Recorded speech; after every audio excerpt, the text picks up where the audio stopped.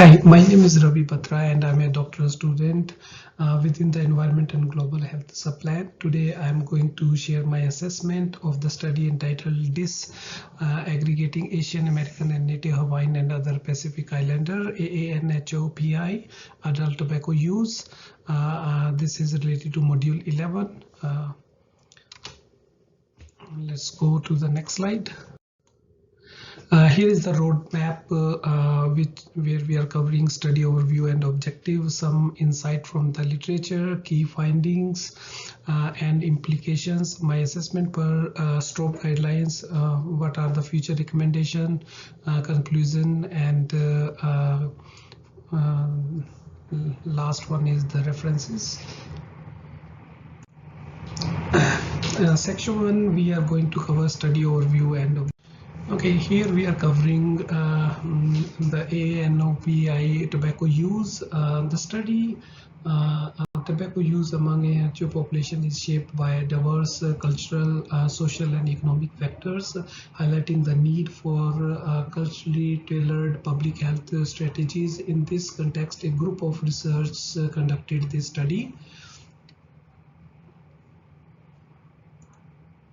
Let's talk about the overview of the study. The objective, the study aimed to describe tobacco use patterns among disaggregated AANHOPI subgroups, highlighting the importance of subgroup analysis instead of aggregating all Asian and Pacific Islander population.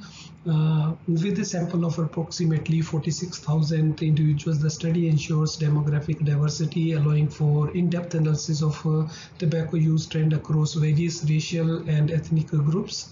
Demographic diversity allowing for in-depth analysis of tobacco use trend across various racial and ethnic groups.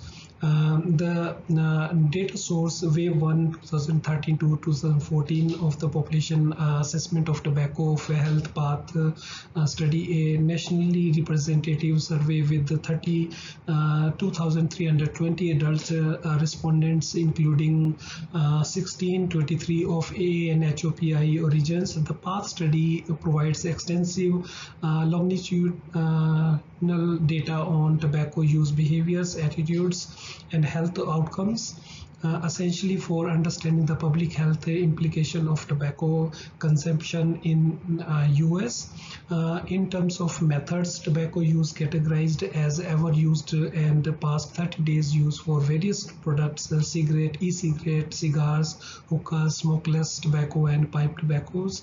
Subgroup included Asian, Indian, Chinese, Philippine, Japanese, Korean and Vietnamese, the Asian and Native Hawaiian and other Pacific Islander NHOPI.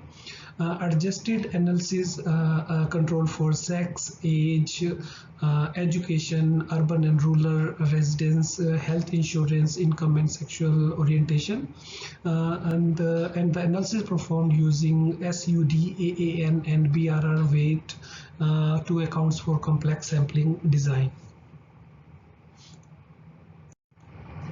And let's cover. And the key findings are here: prevalence variations. Asian, Indian and Chinese respondent had the lowest prevalence, NHOPI had the highest. These variations are due to socioeconomic impact, distinct cultural beliefs and practices, which highlights the need to adopt culturally sensitive targeted interventions to address the unique needs and preferences of each subgroups. And in sex differences in tobacco use pattern, males consistently had higher tobacco use than females. Research indicates that men predominantly use traditional tobacco products, while women increasingly favor e-cigarettes and non-combustible options, reflecting shifting social attitudes and diverse motivations influencing tobacco use behavior across genders. The product-specific trend in tobacco consumptions: ever cigar use highest among Koreans, ever smokeless tobacco use highest among Japanese, hookahs use was notable high in NHOPI and other Asian subgroups. Adjustment effects, adjusted estimates are often attenuated subgroup differences found in unadjusted analysis, suggesting socio-demographic factors, for example, SES influenced observed disparities.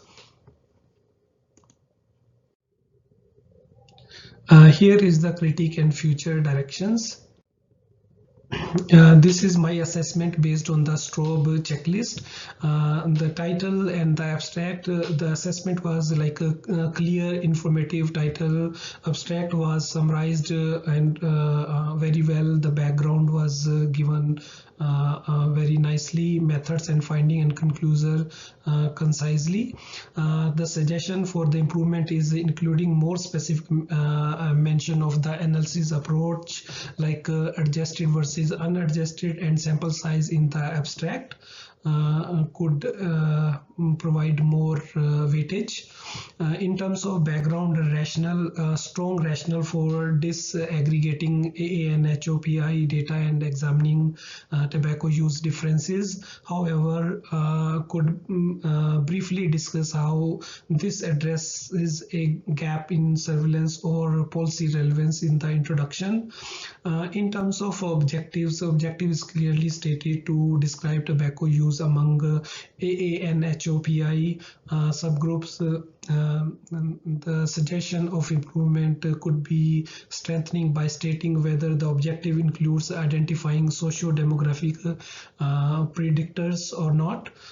Study design is like clearly described as a cross-sectional analysis from wave 1 of path. Could consider explicitly labeling the study as a cross-sectional in the abstract for more clarity.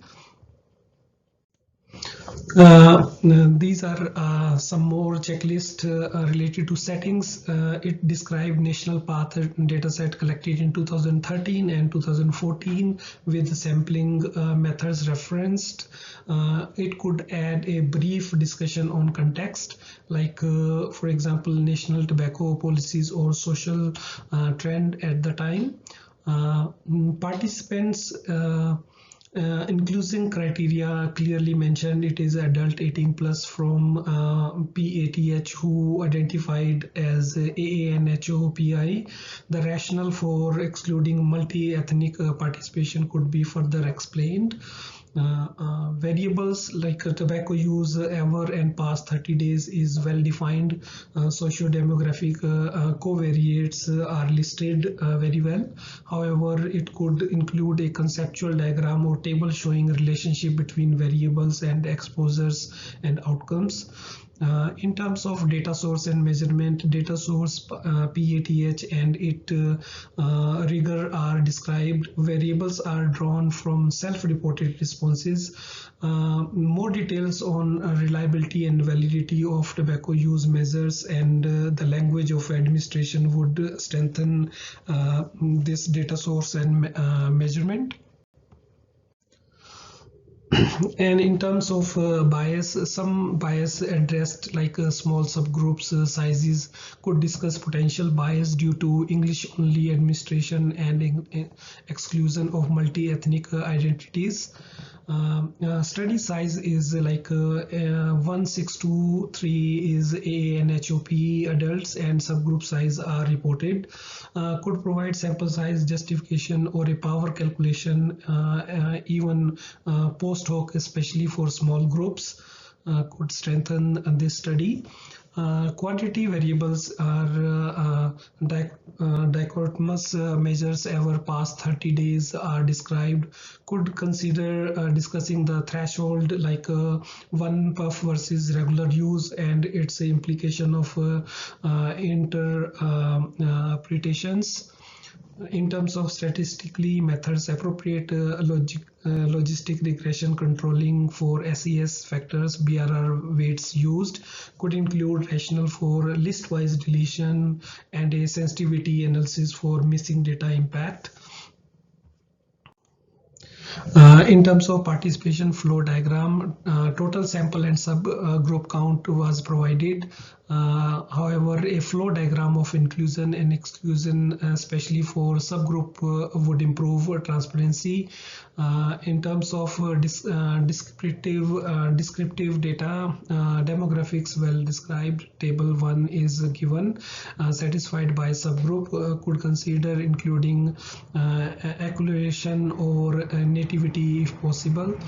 In terms of outcome data, prevalence estimates clearly presented like in table 2 and 3 by subgroup and sex. However, it could label whether estimates are adjusted or unadjusted in table title for more clarity. In terms of main results, both unadjusted and adjusted results provided subgroups and sex stratification done could emphasize effect size or confidence intervals in interpretation more explicitly. In terms of key result summary, main finding restated in discussion: NHOPI highest, Chinese and Asian Indian lowest use, could benefit from integrated results with broader tobacco control policy discussions. In terms of limitations, acknowledges small sample sizes, lack of accumulation data and English only survey, could consider suggesting ways to mitigate these in future studies, for example oversampling or translation. Interpretations balanced and notes SES partially explains the differences, discusses cultural influences. However, could explicitly mention limitation of cross-sectional design for casualty. In terms of generalizability, national sample, but generalizability to non-English speakers or recent immigrants is limited, could add discussion on limitation in external validation and population coverage. Funding and COI, funding and affiliations clearly stated, conflicts of interest declared, no suggestion, and that is well done on funding and COI side. Here is my recommendation for future researches and policy implementation. In terms of cultural context exploration, future studies should prioritize understanding the cultural nuance influencing tobacco use in AA and HOPI communities, enabling the development of effective culturally relevant session program and interventions. In terms of longitudinal data collection, implementing longitudinal research will provide critical insight into tobacco use trend over time and helping to identify effective strategies for reducing tobacco related health disparities among AA and HOPI population. Here is the conclusion. This study is an important contribution to tobacco health disparities research by illuminating nuanced subgroup patterns within the AA and HOPI umbrella.